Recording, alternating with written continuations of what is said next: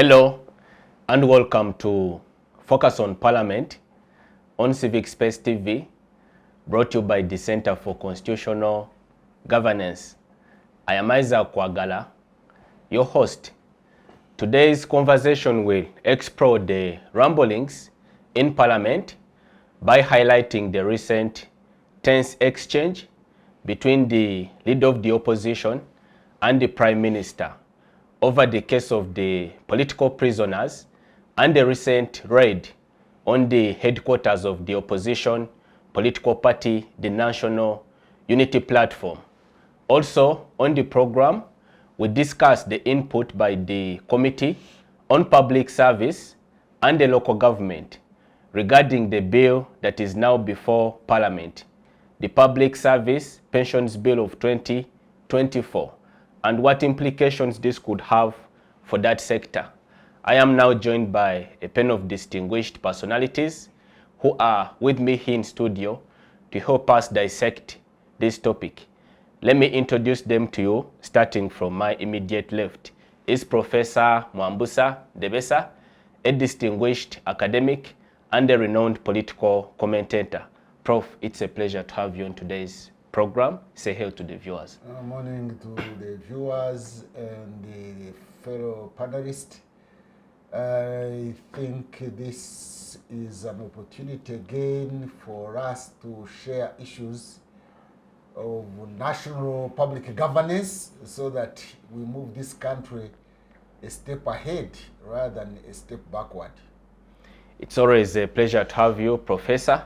Next to Professor is Mr. Timothy Chemonges, the Associate Director of the Center for Policy Analysis and the Parliament Watch. Dogo, it's a pleasure to have you on the program. Say hello to the viewers. Thank you so much, Isaac. I'm happy to be here and I look forward to a very good discussion. A good morning to our viewers and to the fellow panelists here. And I think this is very important, especially looking at the matters that we are going to look at in terms of the broader governance of our country, but also how we could continue contributing to the cause on democracy in our country. Thank you. Many thanks indeed. And let me come to you, Timothy, to get us started. This week in Parliament, we saw a rather extraordinarily tense and intense exchange between the leader of government business, the Right Honorable Prime Minister, and the leader of the opposition regarding what now seems to be a never-ending question of the political prisoners. But there was another element to the discussion in a sense that the other week, over the course of the weekend, the government security agencies undertook a violent raid on the headquarters of the opposition party, the National Unity Platform. And the parties made stock of that incident. They claimed that they lost valuable property, including money that was stolen. But the government is yet to, apart from the statement of the police, which seems to suggest that it's a crime scene for which they went in to obtain evidence of the alleged crimes that are being committed there. The government in its official capacity is yet to address that incident. What do you make out of this in the context of the parliamentary discussions? Yeah, so it's true that Parliament, again, is a very critical platform that different players, especially for members of Parliament, have to continue demanding for accountability, for also advancing the question of the governance in our country. And the incident that you highlight, the raid or the searches that were undertaken on the NUP offices, you know, when NUP comes out to say that there are quite a number of things that could have gone wrong in terms of what they lost and the manner in which that search was conducted, it speaks to the ill preparedness of government. But also, when government fails to follow the procedure, it opens up a very big Pandorum of many other things, and you know, gives the other parties the room to claim or to even say whatever they want. You know, whether it's true or not, I think you can hardly substantiate. But if the due procedure is followed, you mitigate most of these things. You know, sometimes I think the state in how it chooses, the government sometimes how they choose to do some things. Yeah, you wonder what usually, what guides this kind of strategies, because in the course, they could be having a very legitimate cause or strategy that they want to undertake. But the process frustrates the overall, the illegalities that are conducted in the course of executing that. Waters down the bigger goal of what they really wanted. And this is just not even seen in the recent search, or what others have called it, raid.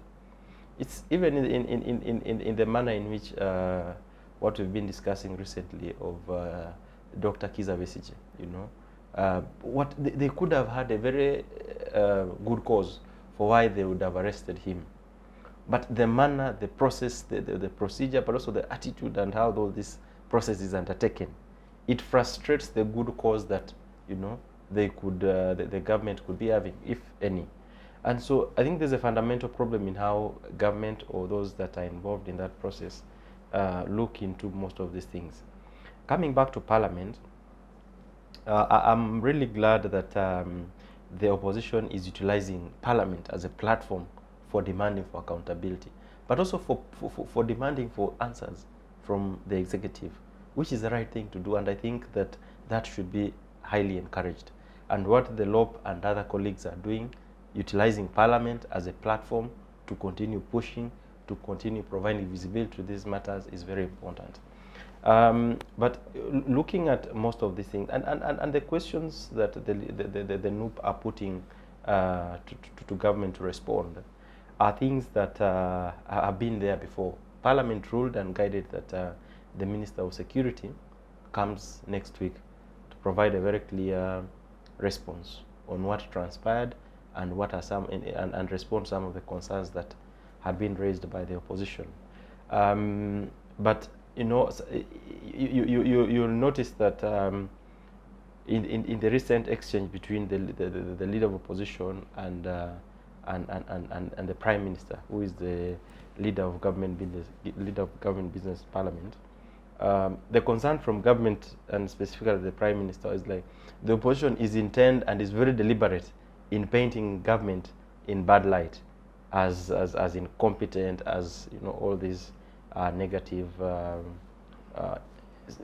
image that they think that is being painted. But again, it's to the extent of providing answers, because we have a lot of unanswered questions, at least to the practicality of them, in light of the questions that have been raised. Questions to do with human rights. We still have so many people in detention who the clarity of their legal status in terms of them being prosecuted is not yet answered. We have pending human rights issues that are continue pending and they have not been addressed. And of course, for me, I take issue with the manner in which the Prime Minister. Sometimes I'm tempted to believe that once the Prime Minister responds to a matter on the floor of Parliament, maybe the technical team, which of course the Prime Minister has a technical team that takes those matters. But if you look at how these matters are responded to on the floor of Parliament, it's in a casual manner. You see that it's being done for purposes of formality, you know, to just dispense of a matter that has been raised. And you find that it's a goose chase, really, that while indeed there is need for continued demand, the people who are charged with this responsibility must be able to act. But also, probably the other bigger question, really, again, and I agree that those that are being charged with the responsibility, whether they have the actual mandate that they are able to execute whatever they are being asked, they are the ones we should be able to hold accountable and continue pushing and ensure that we have answers. Team, let us examine the attitude and the response of the Prime Minister while undertaking to respond to the lead of the opposition on the floor of the House. The Prime Minister seemed to be rather seriously rattled, and at a certain point she even expressed, you know, vigorous physical protestation, to the extent that she said this is something that she won't entertain anymore if the leader of opposition is hell-bent on undermining the human rights record of the government and always casting the government in bad light before Parliament. But does this address the issues raised by the opposition? Because the Prime Minister seems to be defensive in her response. She doesn't seem to want to address or attack head-on the issues as being presented to her. Instead, she's deflecting to some other thing. What does it tell you about the governance trajectory of the country? At the start of the 11th Parliament, one of the conversations that was very, very, very loud was on the nature and the character of the people that had been appointed to this cabinet specifically. And you know, there was the famous fishermen and fisherwomen, you know, category of people, and of course, everyone had their view really in terms of their capacity and even the ability to execute the mandate they have. And maybe responding to the question on the issue around the Prime Minister saying I cannot entertain, it's not for her choice really. She has no control in how members express themselves, you know. And Parliament, for members of Parliament, is the primary platform for which they should be able to express themselves, of course, in a parliamentary and in a manner that depicts a member of Parliament. And so members of Parliament really have the liberty to raise this matter to ensure that they are in the best way possible. Because, again, the issues that are being raised, sometimes they are more serious on the ground, and some of these leaders seem not to take them serious or provide the seriousness that they should deserve. And so I think that the opposition also are in a place where they're a bit frustrated. The opposition feel that the continued dominance, you know, by the NRM members of Parliament has continued to frustrate their ability to push for this. But again, I think the burden really is on their side to ensure that they can coalesce and engage more people to be on their side. So when you see the Prime Minister rattled, her saying that how can you say some of these things in front of me, I think it speaks to the diversionary nature of some of them, because again the issues have been raised, and that the fair thing is to, you know, even if it was true that the opposition and his team, the opposition leader and his team are hell-bent in painting the government in bad light, it is the responsibility of the Prime Minister and her crew to ensure that the record is set straight and that there is clear response, clear accountability, and that they do their side. The bit around trying to also jump on or to also play for the gallery is also a thing that greatly frustrates the concerns that have been raised. But also, more importantly, I think that the Prime Minister has a responsibility, really, both actual and sometimes assumed, of ensuring that they represent government in the best way possible. And you'll agree that sometimes there are things that even those of us who are on the periphery think that even if we're given an opportunity to defend some of these things, it's very hard to defend some of those things, you know. It's very hard to provide an accountability for some things. You are the Attorney General and you're asked to push for a specific legislation that you feel, if I take this direction, I will be going against the Constitution, but also maybe the ruling of the Supreme Court. Yet I also have to serve the political question of the day, but also be relevant. So there are things that really put the leaders charged with the responsibility in a very hard place. And so the fallback plan is to also play for the gallery. So it is politics at play. It's largely politics at play. Professor, Politics stupid. Sticking with politics stupid, as Tim characterizes it, the police came out over the course of the weekend and early into this week to issue a series of statements regarding the raid, the violent raid on the headquarters of the opposition National Unity Platform. They have termed it as a search operation, ostensibly to unearth evidence regarding what they have termed as illegal activities being conducted there. We are yet to see the nature of that evidence, what it really entails. But this is a process that has disregarded each and every, legal procedure or norm of justice as posted in the Constitution, but also the other laws of the country. NUP as a party has come out to protest vigorously these actions, terming them as illegal, but also targeting their political mobilization capacity. But in the political context of the day, what does this paint to the citizenry ahead of the 2026 general elections? Should we get a sense of foreboding? Thank you, but if you don't mind, let me also briefly comment on the response of in Parliament, the response to LOP's lead of opposition's issues. One is that the lead of opposition and other opposition members can still continue using that space of question time, because question time is also a space for raising issues of national importance. It is an accountability period. It is the space for oversight rather than waiting for only the committees.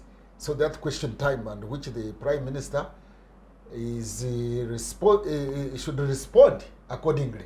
Now, I think part of the body language I saw there, because I watched, one, as my colleague has pointed out, there was playing to the gallery, because on that day, the local government leaders from Kakumiro, that is the place of the Prime Minister where she comes from, were in Parliament. So she wanted to demonstrate how powerful she was, because I had her make statements like, how can you make those statements in my presence?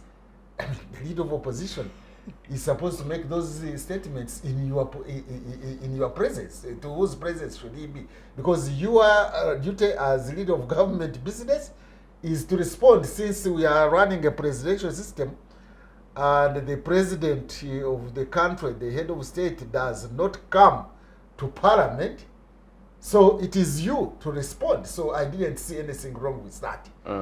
I don't know why she perceived the principle of checks and balances to be just asking her questions that are beneath her status. I mean, that demonstration that you can't say those in my presence, to me, was uncalled for. That is what it's supposed to be. But even the speaker, in that exchange also, she followed it up in the follow-up to warn the leader of opposition and to warn NUP and to warn the whole opposition side that next time, if you bring the elders from Teso, you will see. We are going to find out. And she was like warning also. So I don't know why these national leaders are behaving the way they are behaving. Because we have got a system of liberal democracy that we put in the Constitution, where you are supposed to experience checks and balances. And that is exactly the principle of checks and balances. In their own right, they have the right to respond and defend the government, which is okay, but not to threaten the opposition. I don't know whether our leaders, our national leaders, really have the political clout to talk from their point of strength, or they are demonstrating that they are weak and they are merely political clerks. You see, a speaker and a prime minister are not supposed to be political clerks.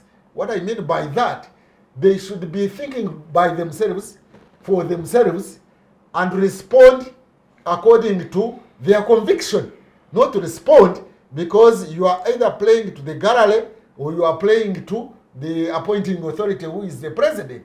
Let them not be political clerks. If somebody is giving views as a leader of opposition, and therefore the role of leader of opposition in a liberal democracy as per the Constitution is supposed to play the role of checks and balances. And that's what he was doing. So I don't know why that reaction that you see, I am the prime minister. You can't say that in my presence. I mean, you can't say that in your presence, then you don't go to parliament. Because you are supposed to answer questions during that prime time. In any way you want to answer, you have to respond, not to just say, you can't say that in my presence. That beats logic in reasoning. Because respond to what they have asked you, not that they have asked questions beneath your status. What is your status as a prime minister? This is not an executive prime minister even. Because people have been making a mistake to compare the prime ministers like Nabbanja to Milton Obote during the 1960s. No, Milton Obote was an executive prime minister. These are not executive prime ministers. But even if you are an executive prime minister, you should respond to the leader of opposition because you are providing checks and balances in the system. So going back to your question of what transpired. The raid. What transpired in Kavule and the raiding of the premises. First of all, the background to it is that the Chief of Defense Forces, who has said that she is even in charge of police, because I saw a tweet to the effect that he is the Chief of Defense Forces is also in charge of police. And that is when he was threatening the CIA, the CID boss, director, Ndugumagambo, that he can arrest him. And therefore, the background to it that the CDF had already promised that he should be actually forgiven in advance for what he was going to do to Noob. And that what happened. So logically, one can say that was the promise being fulfilled. So what was he going to do to Noob? He didn't explain, but we saw what transpired. There should be respect, although we are not saying a political party could not commit an offense, but still that show of force was uncalled for and lack of respect. You see, in the US, I don't know which president was it. Was it Jimmy Carter or whoever? Was just phone tapping, doing the phone when it became a scandal. Was it Watergate? It's Nixon, Watergate scandal. Just merely tapping into the opposition secrets, privacy. Because a constitutional crisis and a national crisis. But now you have somebody coming, the government coming and attacking. It was actually an attack to the headquarters of the leading opposition party, disregarding all protocol to do whatever they wanted to do in terms of security, because nobody is saying that they can't do that, but they should follow protocol. Now, that they didn't follow protocol means they do not respect the opposition, they do not respect divergent views, they do not respect checks and balances, and it speaks to the whole issue I have been talking about, this entitlement. That this post-liberation government still thinks it is entitled. And it doesn't have to follow laws. After all, when they were in the bush, they had broken the law. So the whole attitude of breaking the law, as long as it works for you, is still carried in the government, when it should have stopped in the bush. Because in the bush, they had broken the law, because the law was there. And so, they have continued to say, let's break the law. After all, we have the military power, as the other Anite had said, the Minister for Industry, is it industry or something, investment?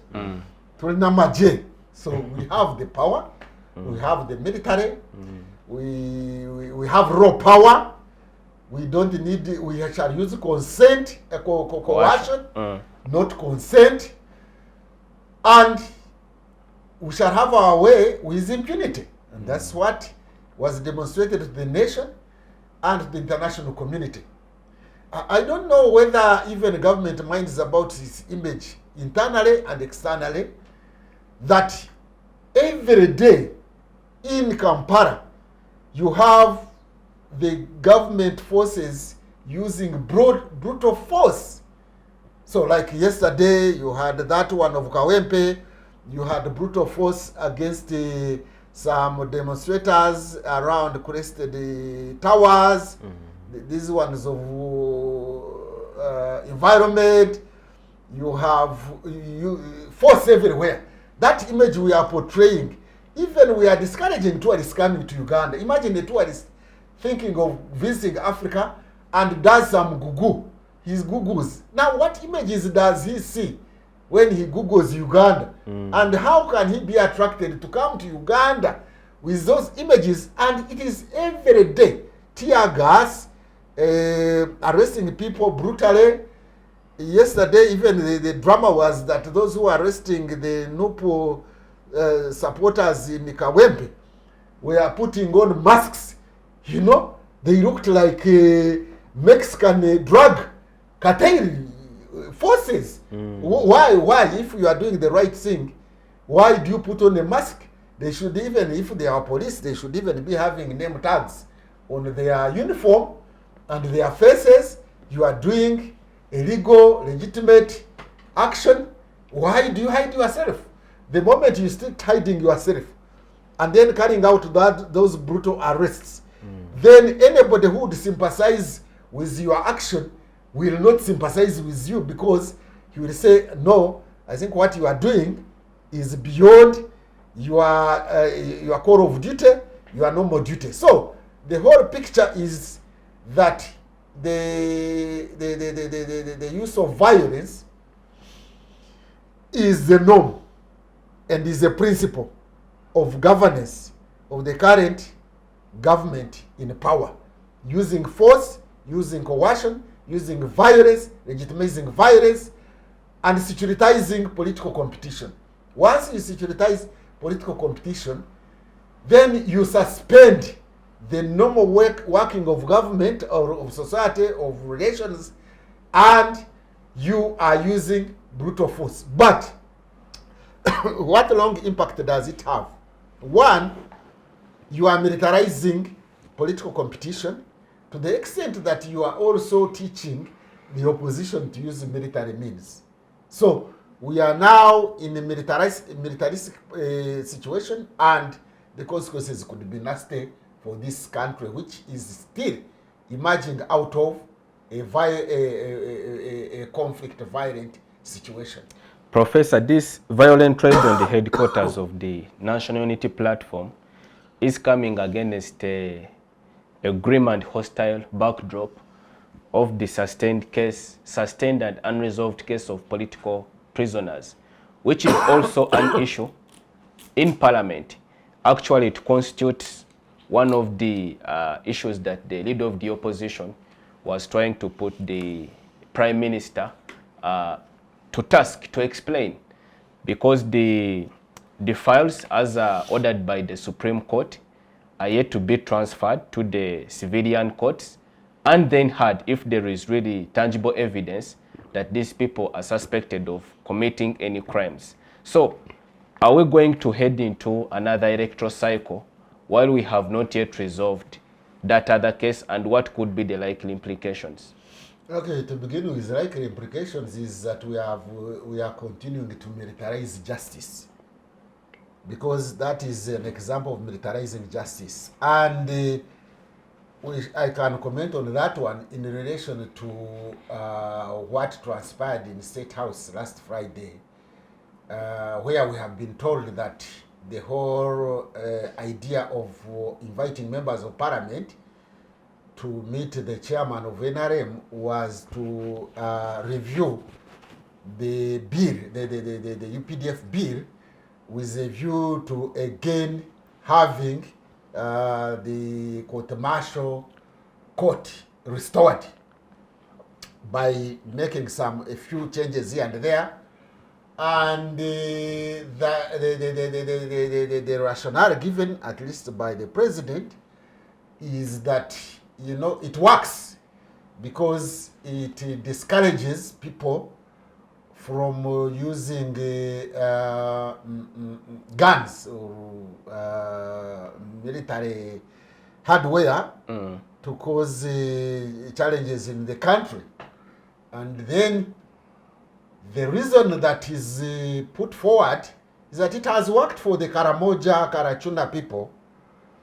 I have not heard the president and even members of parliament referring to, for example, the political prisoners like the Nup people. You imprison the people, you charge them under the court martial, and even the reason that is being given that no problem because there will be appeal. Where will the appeal come from? The court martial is now being used to persecute political opponents because they will charge you in the court martial and then the trial will never end. You can be there for 10, 20, 30 years. I don't know how long. Because these boys have been there for 5 years now. So the trial will not end. So the aim is to persecute political opponents. So you take them to court martial. Yes, there will be appeal, but they have no opportunity to appeal because you appeal after you have been sentenced. The trial has ended. But now they will put you there and they will not end the trial. The trial will be unending. So that is the aim. So if you happen to be a political opponent, they will charge you in the court martial. They will say you had a gun even when you didn't have it, because the last time these Kyagulanyi and the company were in Arua, they said they had guns. But later, that fizzled out. We never had where the guns went. The Chiza Besigye case, they said he had a gun in Nairobi, but they charged him in court martial because that was the basis of taking him to the court martial, because he was holding an ammunition ordinarily belonging to UPDF. Now, when the case was transferred to the civilian court, the gun issue was removed. What does that mean, fellow citizens, listeners? Is that a political opponent will be charged with holding a gun even when you didn't have it. They will just put a gun on you. They will put you in the court martial and charge you, and the trial will start, commence, and it will never end. You will be there under trial for 4 years, 5 years, 10 years. You will have no recourse to appealing to the higher courts, because you can only appeal when you have been tried and sentenced. So the sentencing will not end. So the aim is actually to keep those people there. Why am I saying that? Even let me give another reason. See, there are people who have been charged with holding guns. First of all, if you are a policeman and like the one who killed the Indian, he went and grabbed a gun and got a gun illegally from the police post, from the police station, central police station, and went and killed somebody. Now that means he held the gun illegally. Why is he not in the court martial? You had people arrested in Kasese. We saw that one was real war, and they were charged in the civilian court, not in the court martial. We have Jamiri Mukuru, accused of supporting ADF, which uses guns. He is in the civilian court. And in the civilian court, under the Penal Code Act, it is provided for how to try those people who have held guns illegally. There is even Firearms Act. But those are not charged in the court martial because they are not political opponents. So the political opponents are charged deliberately in the court martial to break their spirit, and the trial will never end. So this is related to what happened in Kavule there. You arrested people. By the way, even the leaders, the opposition leaders belonging to NUP, had been arrested in other places.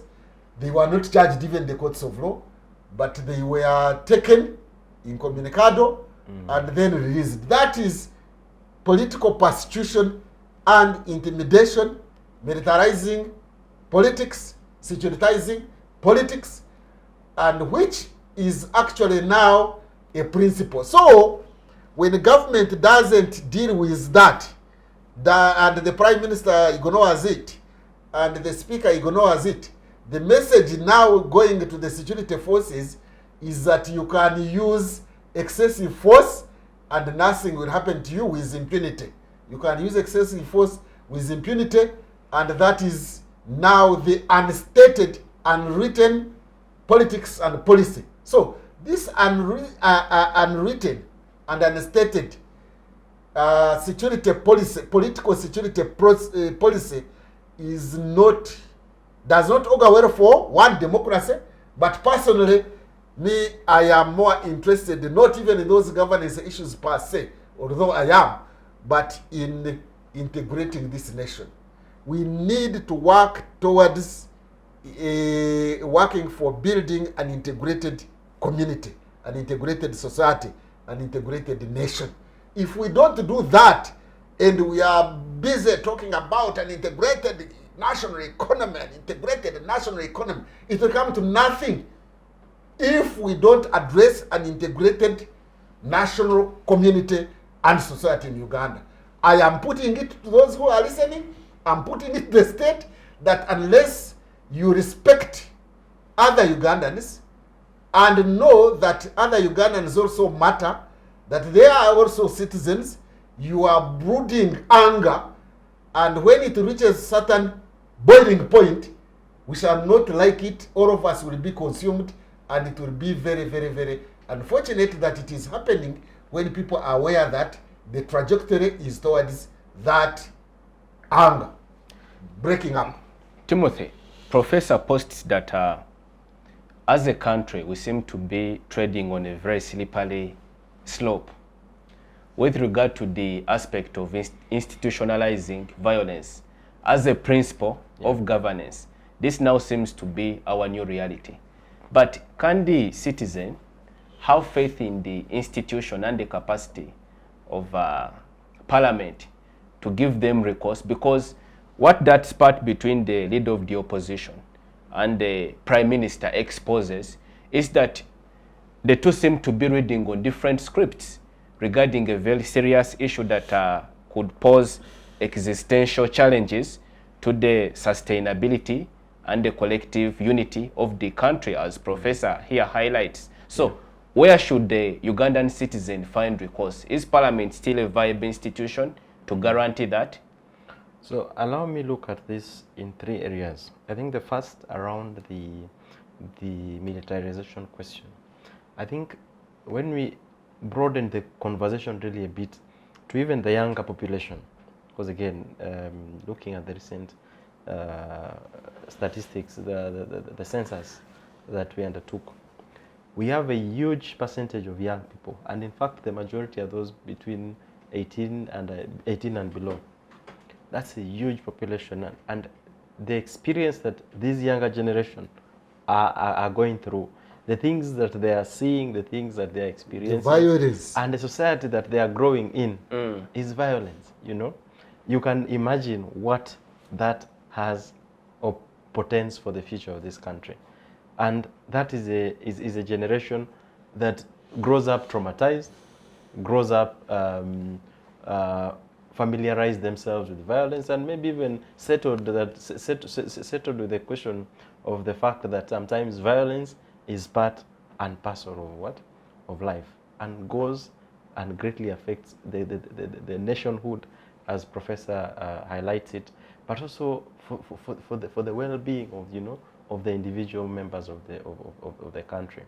So that would be a first view of how I would want to look at this, that we've militarized everything, including our future, and that there is a definite need for us to reflect and come together, really, to come together and reflect and see what does this future look like. Because as it stands now, as Professor highlights, those that are responsible seem to have very little to lose, and that they are willing to go any mile to have whatever their targets or their desires realized. And so it puts us in a very not so good place. Turinamaje principle actually overrides the whole notion of peace. You see, when they are talking about, government is talking about peace, they are using it as a political expediency, not a principle. The principle is Turinamaje. So it is the Turinamaje principle policy that governs the country. Yeah. So the second area is on the question of the institutions, where Parliament equally falls, on whether we can have recourse on these institutions, and whether we still have a bit of hope towards the institution to deliver justice, to deliver our desires. I think that as a bottom line, we vulgarized and disenfranchised institutions, and that institutions, whereas they exercise and enjoy the mandate that the different legal frameworks gives them or establishes them, the actual mandate does not lie with them. And that one of the things I've actually observed and generally seems to happen, even for the ministers, for many of these that you will appear in a media house with the minister or a member of parliament on the side of government, and you are having discussions and they are very passionate, giving the position of government. And when you go on a break, they are telling you something totally different. You get it? In fact, even for those, even for the state ministers and the ministers, when you are on one on them, they get to give you their position. And the sad bit is that every time they have to take a decision, the first yardstick has to be exercised is, what does the big man think of this? And will he be happy? Is he likely to get concerned about the decision? So every time they have turned themselves into political clerks. A clerk, you know the image of a clerk, like a civil servant clerk, or a court clerk. Clerk who just only implements what others do. But these are politicians in their own right who should stand their ground and and look at the future and be statesmen and stateswomen for once, not this Turinamaje policy. Yeah. So it is true that the continued exercise and the determination of some of these leaders that have been charged with the mandate, every time to trying to measure the temperature of their decisions in order to take them, greatly affects the actual desire of such a decision. And so it puts the country in a very bad place. And so Parliament again also is a victim of this. You know, Parliament as an institution, its independence, its ability as an institution to push back against some of these things is still in balance, as agreed and as discussed extensively. And so, but I think that even that said, institutions such as Parliament remain very relevant and an it's a good opportunity and a good platform for us to continue pushing for the little that can be realized. Whereas we may not be able to realize a lot of things that we may desire, there's still a lot that we can get, either even at the visibility level, have the ministers take up responsibility, at least on record, ensure that there is clarity in how things are done. And so not all is lost, I think. Some of the institutions are still doing an excellent job. I've seen them, of course, once we take everything to the political ground, once everything is brought to the politics, then we lose it. But the institutions such as the Ministry of Internal Affairs, in terms of its delivery of some of the work that they are doing, very excellent, at least to the extent that I've interacted with them. But the question of political interference and the continued extension of the executive on most of these institutions, including some of these very professional institutions. We've recently had IGG, an institution that has very clear mandate, cleared the Speaker of Parliament. And this is not to say that Speaker was guilty in any case, but there were a lot of questions on her, on some of the wealth that had been raised. She was given a clean bill of, she was cleared by the IGG. You know, whether some of those things are clear, I think it's a matter that we can discuss later. But I think that institutions are suffering from the executive extensionism, where you have the executive seems to be, to be everywhere, including now the judiciary, which has come out in the light of recent. One more comment on the response by the Prime Minister and the Speaker to the leader of opposition's position, what he brought in whatever. I think that response was really disturbing, where the Prime Minister had to insist that, I am the Prime Minister, you can't say that in my presence. And later on, the Speaker also saying that we are, and she was pointing her finger even, that we are going to investigate that one who brought the Iteso elders. They were threats, but they were also threats in a manner that really I don't understand. We know these are big people. They are supposed to be big anyway. The Prime Minister and the Speaker are big people. But I don't know why they were showing that they are big. Why they were saying that they were big, Is it Wale Soyinka or somebody said that a tiger does not display its tigritude? A tiger does not demonstrate its tigritude by saying that, you see, I am a tiger, I am big, and I have these spots. No! It pounces on the animal. Does not show its tigritude by displaying its big body. It catches. And in my language, in Runyankore, they say that there would be something wrong if the head of the family, okay, let me put it in Runyankore. Nyineka by the way refers to the man. That the head of the family, if you begin introducing yourself to your family, to your children, oh, don't you know I am your father? Why do you have to tell me you are my father? Act, and we move. So why does the Prime Minister have to say, you don't say that in my presence? And then the Speaker says, you do that, we are going to investigate. Investigate, go ahead. So, Prof, in other words, you're saying this was an exhibition of insecurities, deep-seated personal insecurities. I think so. A tiger does not display its tigritude by going outside and displaying its spots. It catches the animal. Go! And you move on. So, do not display your tigritude by saying, me, I am here, can't say that in my presence. Then they say in the presence of who? I mean, this is a modern state, and being a Prime Minister, yes, you are respected as a Prime Minister, but are you saying that when you are a Prime Minister and you are passing around, we should kneel down, that should clap for you, that we should do what? That we should start trembling because you are around? I watched that proceeding in Parliament, and I couldn't believe that show of tigritude. Yeah. Interesting. Focus on Parliament now takes a short break. Do stay with us, we'll see you back shortly. Digital rights are those human rights and legal rights that allow individuals to access, use, create and publish digital media or to access and use computers, other electronic devices and telecommunication networks. Digital rights include a right to freedom of expression, information and communication through technology, a right to privacy and data protection, a right to credit for personal works, a right to universal and equal digital access, a right to identity, a right to anonymity, a right to be forgotten, and a right for protection of minors, among others.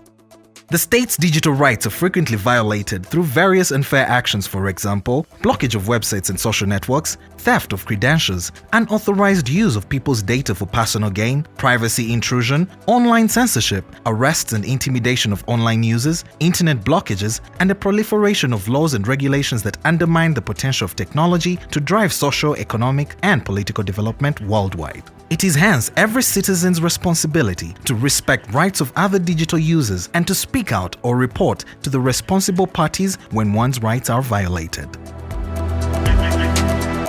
Welcome back. Glad you're still tuned in on Focus on Parliament on Civic Space TV. In this segment, we discuss the merits and the relevance of the proposed Public Service Pension Bill of 2024, which is currently before Parliament for consideration. Tim, this is a piece of legislation which the government is touting as a cure to the perennial challenges involved in the national security sector of the country, involving civil and public servants. Yeah. One of the, I think, key changes that they are proposing is to create a mechanism where the public servants contribute a certain percentage of the entire package in terms of 5%, and the government will meet the 10%. What are the other key highlights of this proposed piece of legislation, and what are the key objects? Yeah. So thank you so much, Isaac. The bill as proposed by government, really, among many other objectives, it seeks to establish a contributory pension fund. And a contribution pension fund would be like any other fund, say like NSSF, the National Social Security Fund, and the fund that institutions such as Makerere operates, where you have a contribution from the employee of a certain amount of money, in this case 5%, and then the employer doubles that. And so in this case, one of the proposals was that the public servants would be allowed to, you know, contribute towards this scheme, and that the overall objective is to a bit reduce the burden on the consolidated fund in terms of the amount of money that we continue to spend. Again, it becomes and I think that this is looked at from a broader scheme where a lot of money goes into the payments of pension, the amount that goes to gratuity, including salaries on the broader scheme of the resources that we have as a country. As we stand today, we have a substantial amount of money that we pay off from our budget, and from the discretionary budget that is available, because almost half of the budget that we are currently operating goes into, you know, managing or dealing with the government's obligations, which could be debt and other obligations. And so, and of the discretionary budget, which is very minimal, by the way, you find that you have the salaries that have to be paid from there. You have wages have to be also paid, the pension, gratuity, and other monies. So increasingly, there is a huge burden in terms of the expenditures that government continues to face. And this is not to make a case that, of course, the desire is that for any economy is to have a stronger private sector. So then you are able to bring more money to the government, is able to collect more money, and there is more money being contributed to the economy, and government is spending less on wages. So you have a bigger number of your population actually being employed by the private sector. Today things are a bit, you know, everyone seems to be running and very interested in being employed in government, and the private sector is not very strong, and therefore this bill, looking at it, there are quite a number of clauses that are very interesting, including the establishment of the fund. We also had a number of clauses providing and giving providing the minister, you know, with the powers to determine the percentages of contributions. As it stands now, the contributions for the employee, it stands at 5%, and the employer who is government will contribute the 10%, just like the rest of the funds.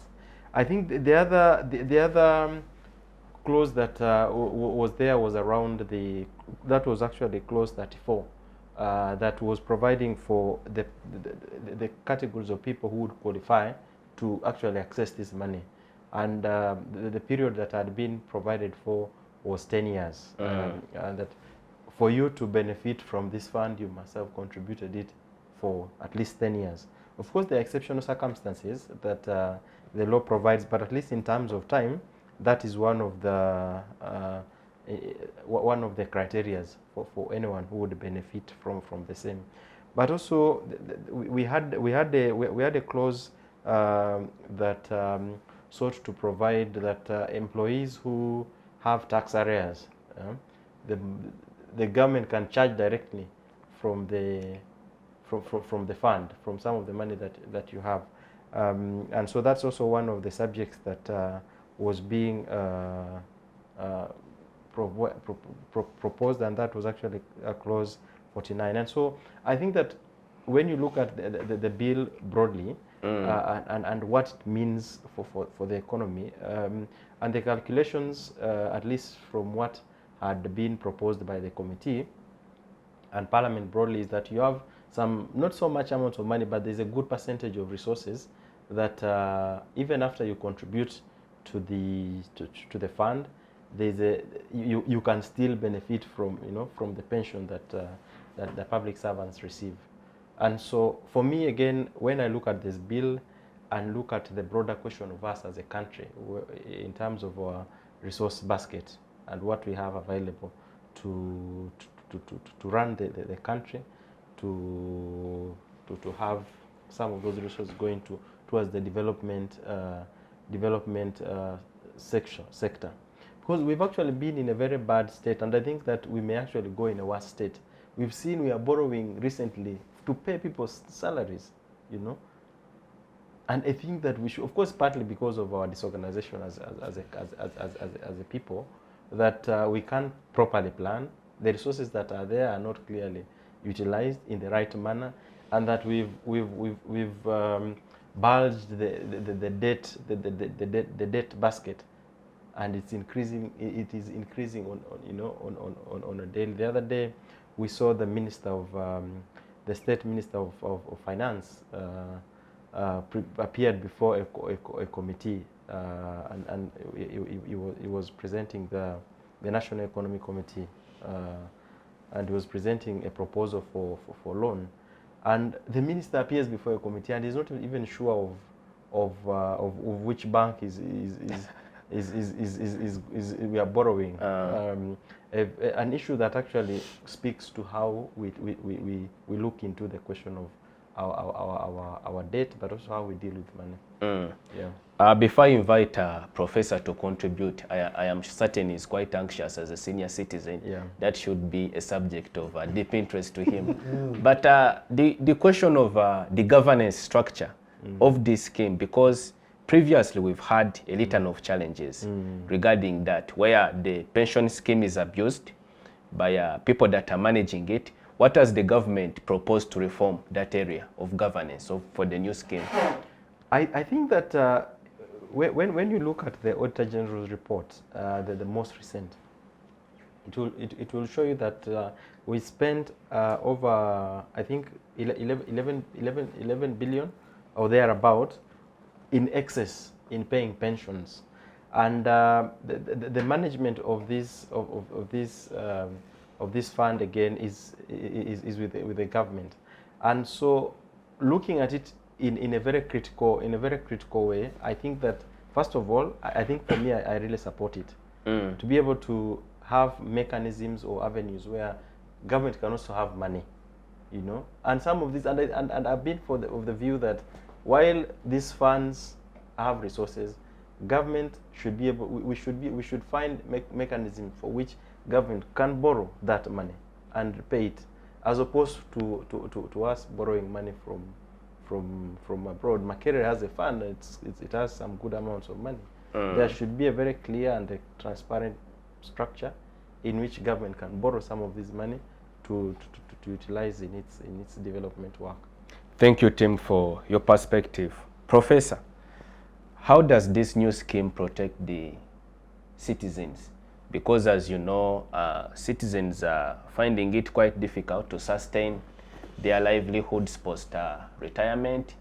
There are still issues of people that up to now, many years after retirement, have not had access to their pension. How have you assessed this new scheme by the government? Thank you. I must say that I do not understand it very well, and I think the parliament or government and the government did not put this bill before the public for comprehensive scrutiny. And they may end up regretting, or government may end up regretting what it has done, because it needed the further scrutiny, as he has pointed out. Even a minister this week didn't know even where the bank, the money, the banker they were borrowing from. I think also this one was not clearly scrutinized. So I must say that I'm not speaking from a deeply informed point of view. But let me say this. First of all, I throw this one to the public to debate, because if we compare this public service pension scheme with the ordinary National Social Security Fund, you find National Social Security Fund uses the fund and gives the pensioners profit. So is this also going to give profits? Because if I'm contributing my money and the government is contributing to me and the fund is there, it should give me profit. I don't know whether they looked at that to see whether that money is making profit. And so at the end of the day, I don't have to get that money you have calculated as my contribution and government contributed, but also profit. Secondly, when you keep that money, it can be, I use ordinary language, it can be eaten by inflation. Have they catered for inflation? Because we could have inflation and that money comes to zero. Some of us who worked somehow before the currency reform, that money was eaten by the currency reform and it came to zero. Somebody who had kept about 300,000 got 30 shillings. Or something like that. So that one is also there. Another point I wanted to point out here, which they may not have looked at, and I doubt whether they looked at it. They didn't. I am sure about that. If you are listening and you are a member of parliament and the government, there is something you didn't look at. First of all, the aim was, according to the rationale, was to reduce on government expenditure. I want to assure government and parliament that actually have increased the expenditure. Because if the government and the bill is talking about paying some fraction of the pension after one has retired, when you are making this contributory scheme, government is in trouble. Why? Government, but for it is good for the citizens. To me, the citizens are okay, but the government is in trouble and they are not going to reduce on expenditure. One, government, let me put it this way, government has been cheating university employees. And we have now very many public universities. I don't know how many they are, and they are going on. You see, at a university level, there is no that pension. The university employees are not given pension. You get one gratuity, whatever you want to call it, once. It's not even gratuity. It is your money that you contributed. Like they have proposed for the public service. 5% and 10%. You get it once, you go. And that is the current position. What is going to happen now, I think the university should take it up. University staff should take it up. They should also now be part of this scheme. That they contribute 5%, government contributes 10%. After you have retired, you again get that formula and you continue earning. Because the universities have not been getting that one, on the understanding, on the reasoning, the logic was that, you see, for you, you were making, it was like an NSSF. You were contributing 5%, government was contributing 10%, and because government was contributing 10%, so you are not entitled to pension. So university staff, both academic and non-academic, don't get pension. Now, if you are going to merge it as a government public service policy, you are going to pay universities. University employees are going to get pension. And this is good for them. So it is good for them.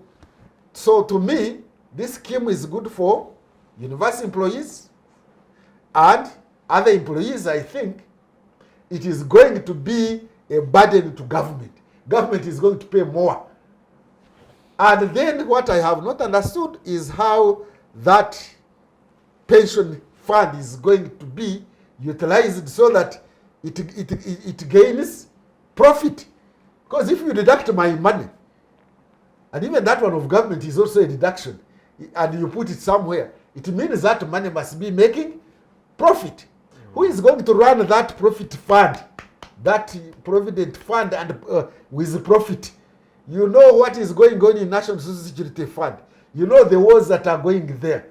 You know the wars that went in Makerere. Makerere used to have their fund kept with National Insurance Corporation. When National Insurance Corporation was sold to the Nigerians, because it was privatized to a Nigerian company, Makerere University said, you cannot sell us to a private company. So they had to struggle for that money. They went on strike until government had to get from its pocket to pay Makerere University that money, not even from the fund, because of that confusion. So I don't know, I must confess, I don't know how the bill handled that issue. How did it handle the issue of that deduction, contributory fund? When you contribute to the fund, it means my money must be making profit.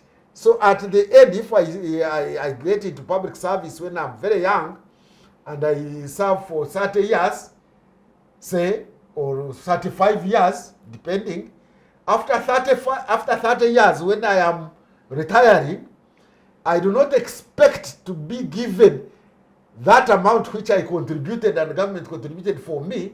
I expect much more. That means my money must have been getting profit.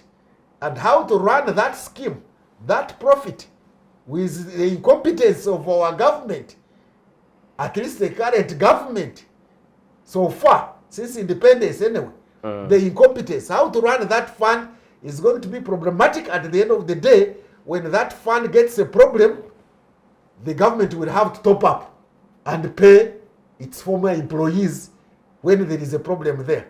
That's one problem, how government is going to spend more.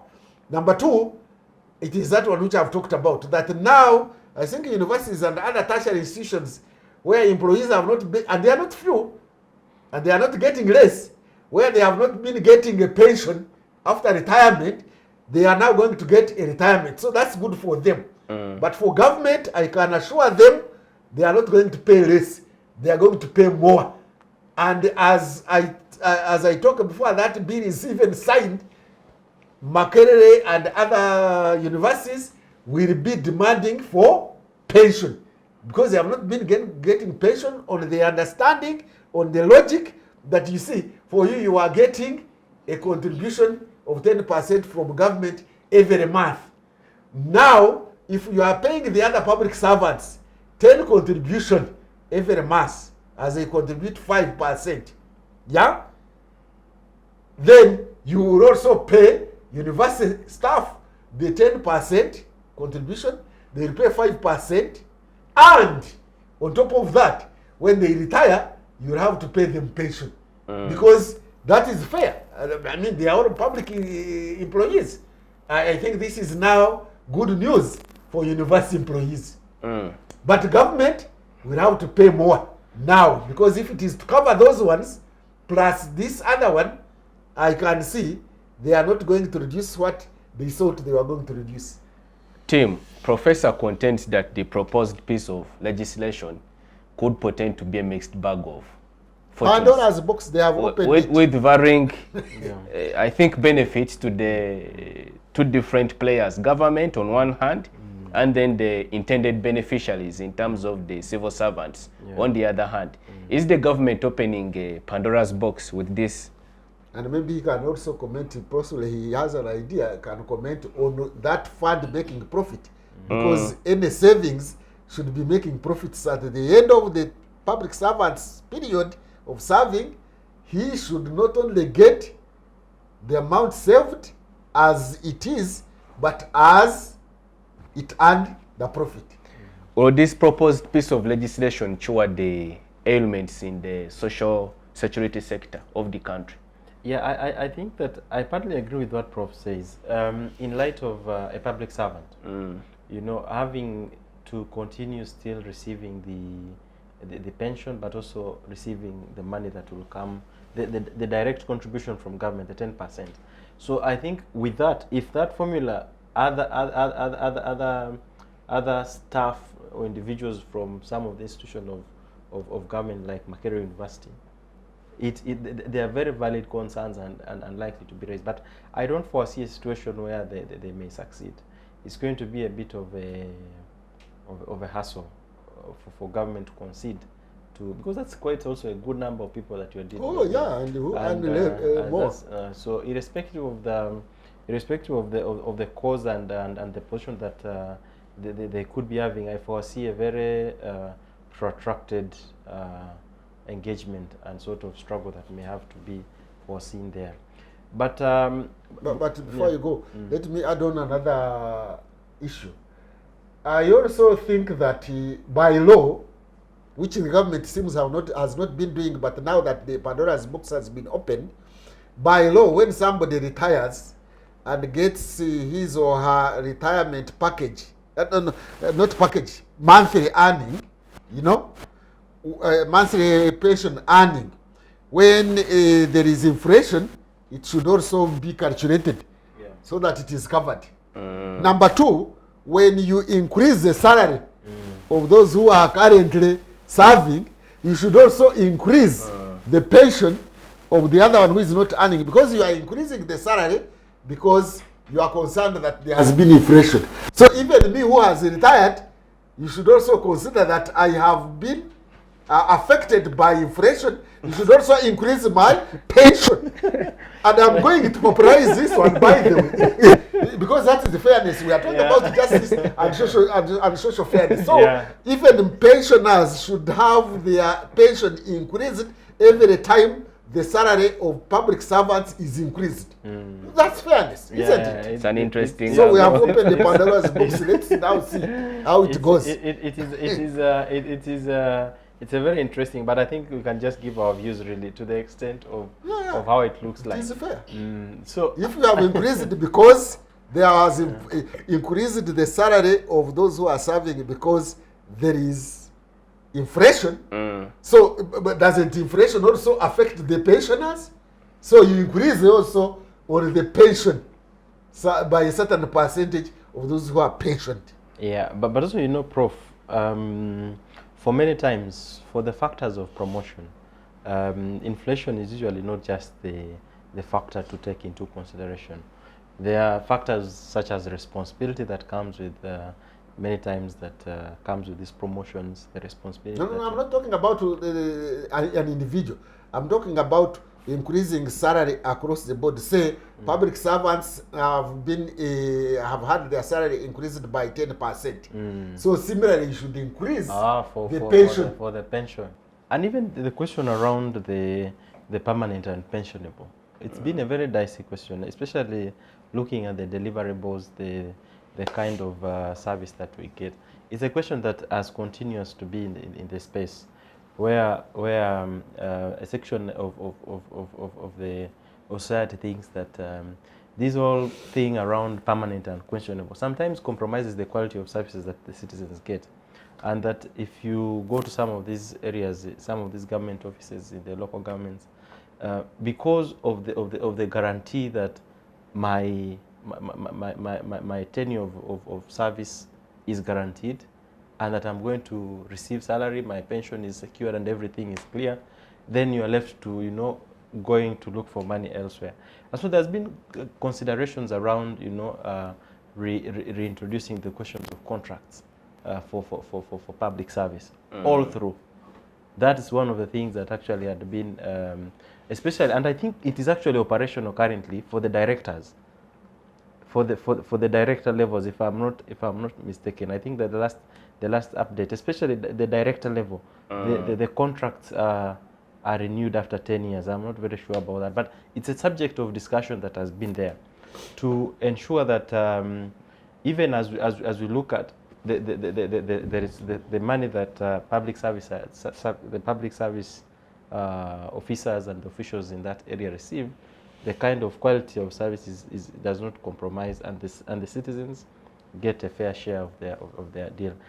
But in terms of the interests around this fund, I think it's a normal thing that should happen, because again, it's also very abnormal that money that has been allocated for a fund stays idle. Looking at the nitty-gritties, I think those maybe will be provided for in the regulations. But in terms of the fund being able to accrue money, definitely being able to accrue interest, I think that's it cuts across, just like the other funds that we have, like so NSSF. That means you have to get a group of people to manage that fund. Yes. And pay them. But it shouldn't be a problem if the fund if the fund can be well managed. The individuals, the payment and management of the fund wouldn't be a problem. I think that the concept is because around it will make money. It will make a lot of money. Yeah.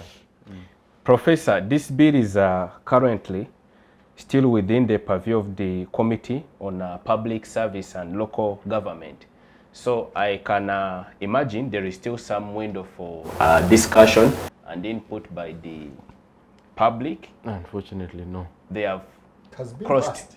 No, it's before. No. You see, it is now before Parliament. Once the committee has received, has developed the report, meaning that most of the views are captured there. The only window as the public we have to push for this is through now the members on the plenary. Otherwise, in terms but it has been discussed on plenary. Yeah, it's one that has been already been. It's already before the whole committee of Parliament. It's a foregone case. But how could we possibly improve the broader social security framework of the country, including even for the private sector? First of all, to improve it, the reasoning, the rationale, the justification for this pension scheme somehow is wrong. Let me put it that way. Is wrong.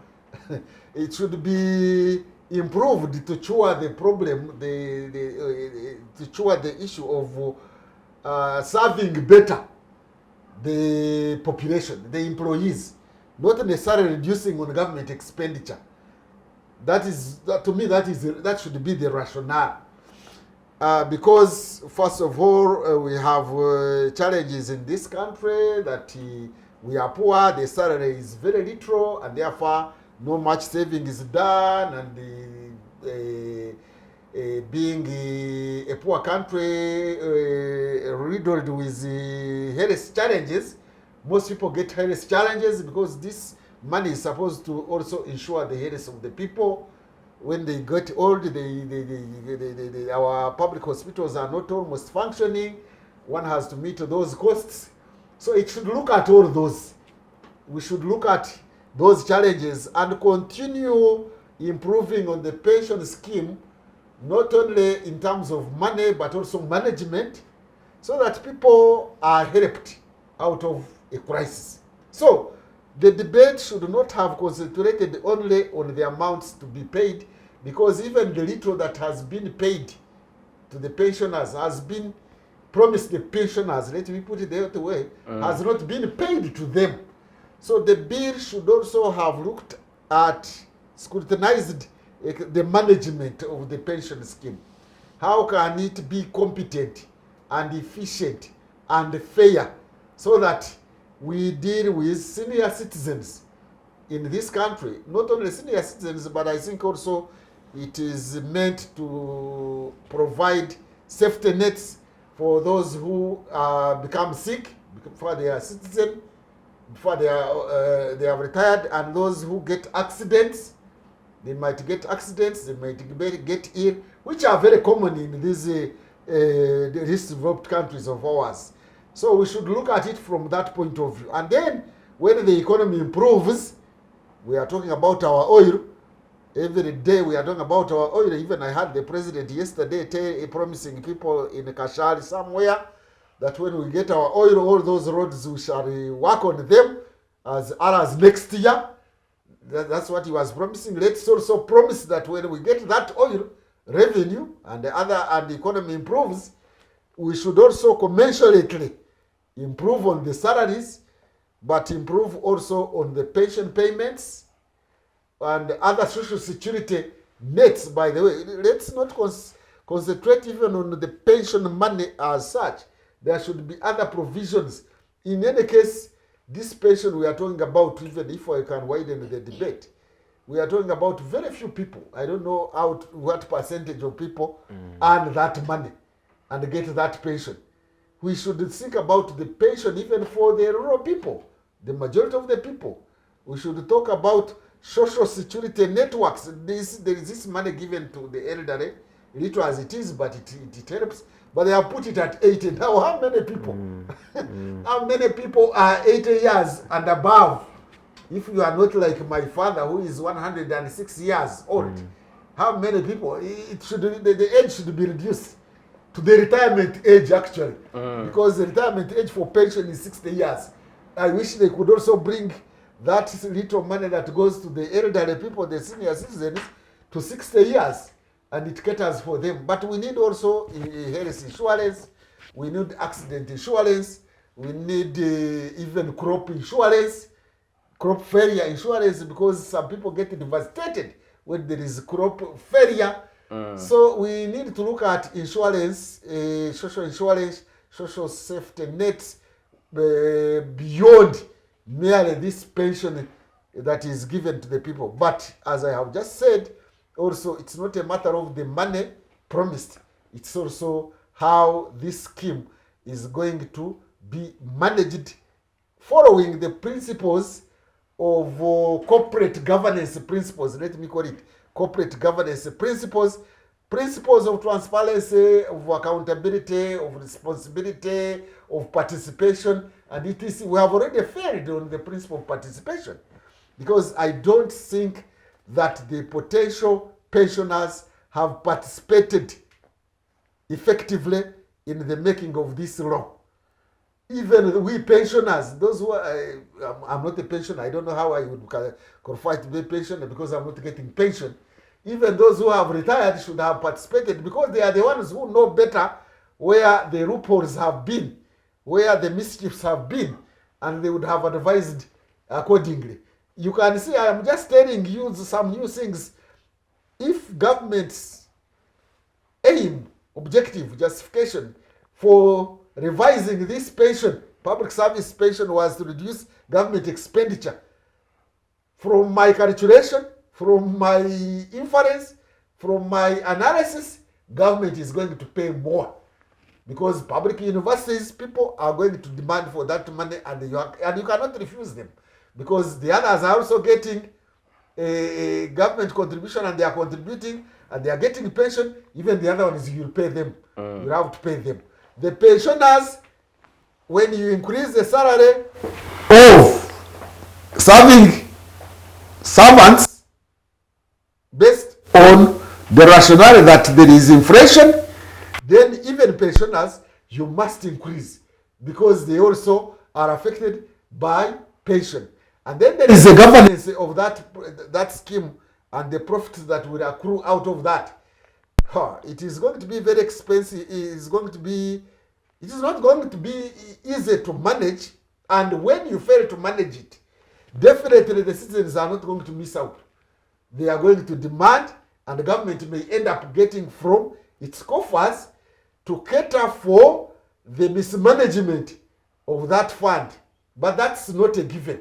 Now, government, if it manages this pension fund, public service pension fund, properly, efficiently, and competently, and even the other one of National Social Security Fund, those who are not government employees, and other pension funds that may come up, it can use that money, it can borrow that money instead of borrowing from outside, so that the money keeps saturating here, and instead of borrowing from the banks, competing with the private sector, with the traders and investors and whatever, you now borrow from the social security funds, and of course you have to pay back in time with some interest, but it saves the government from borrowing from the central bank, and it does not have to compete with the business sector when it is borrowing. So, and this fund somehow is going to be controlled by government.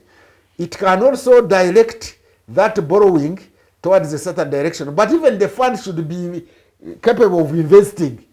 So they can invest in those areas which promote government employees, public employees, since they will be part and parcel of managing that fund.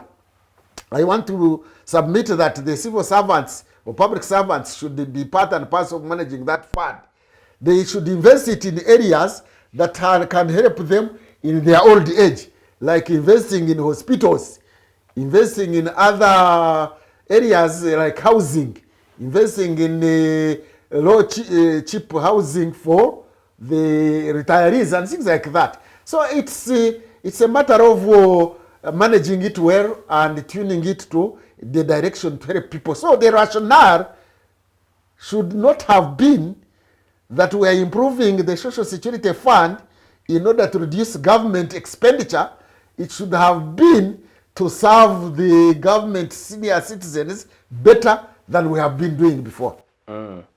Fair to say we are walking a tightrope with this new direction, but let's see how it goes. Timothy, your concluding remarks on the program. Thank you, Isaac, and thank you to our viewers for the time and for the opportunity to share into this topic. I think that as a country, we have a lot to do in terms of managing our internal challenges that we are facing, but also looking at the kind of politics that we are in today. Unfortunately, we are in a space where everything has been politicized. The lens at which you look at everything is on the political lens, and the standard and the yardstick to determine certain things and almost everything is on the politics standing and that kind of thing. Yesterday I saw a young man putting himself ablaze on the gate of Parliament over frustrations of I don't know, the political party didn't give him something. I saw him at the entry at the gate of Parliament, which could signify a bit of frustration, but also it could speak to the kind of exposure or the place where we put our people, on how the level of dependence on the politics and the politicians and the political parties, which have not done us any better. And that it is unfortunate as we look at things today, we are in a totally wrong direction. And that if we are not careful, we may end up in a ditch and in not so a very good place. So I think that to the extent that we are not yet there, we still have an opportunity to reflect, to come back and see what we need to do. I think that the citizens also have an opportunity to take back their power, to understand what is happening and to push for better. Because at the end of the day, the biggest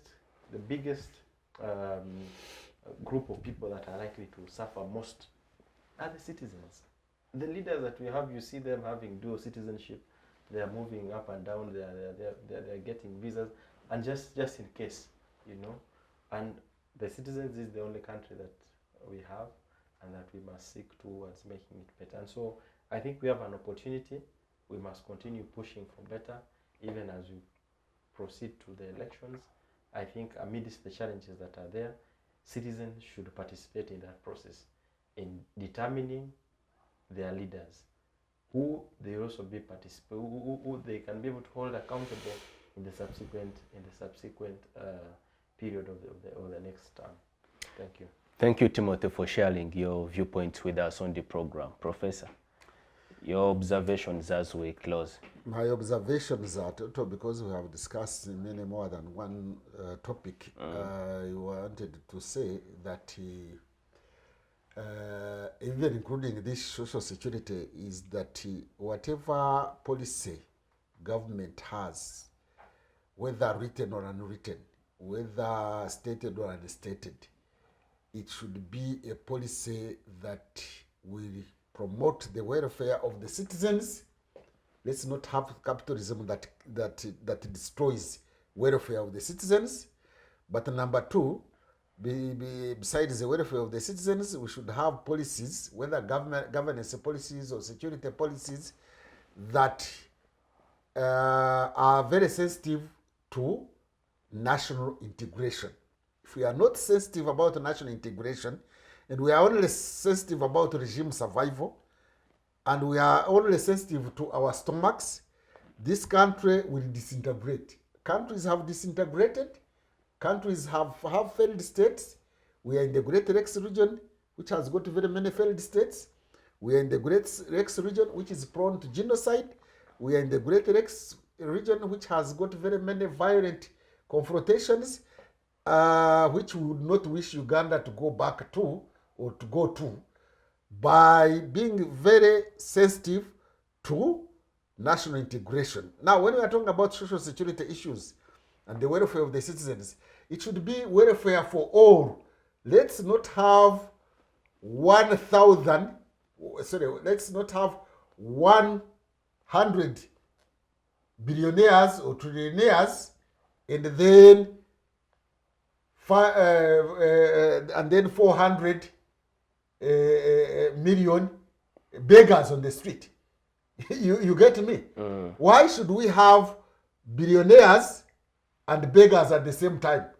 We need to have policies that will ensure there is equitable distribution of resources and equitable distribution of power in terms of class, in terms of gender, and in terms of geographical spread, urban, rural, but also north, south, west, central, so that we have one country. But if we have two countries in one, a country of billionaires and at the same time of a few billionaires and majority beggars, that country will not stand the test of time. It will disintegrate. Thank you, Professor, for sharing your perspective with us on today's edition of Focus on Parliament. I must once again appreciate my panelists, Mr. Timothy Chemonges and Professor Mwabutsya Ndebesa, for their able participation on today's edition of Focus on Parliament and for their excellent reflections to the citizenry. Many thanks to the viewers for keeping us company from the start of this program up to its conclusion. Much appreciation to the production unit for keeping us live on air. Please, our esteemed viewers, engage us on our various social media platforms. We are on X, we are on Facebook. You can watch this program on our YouTube channel, where you can also subscribe to. We'll see you next time. Be blessed.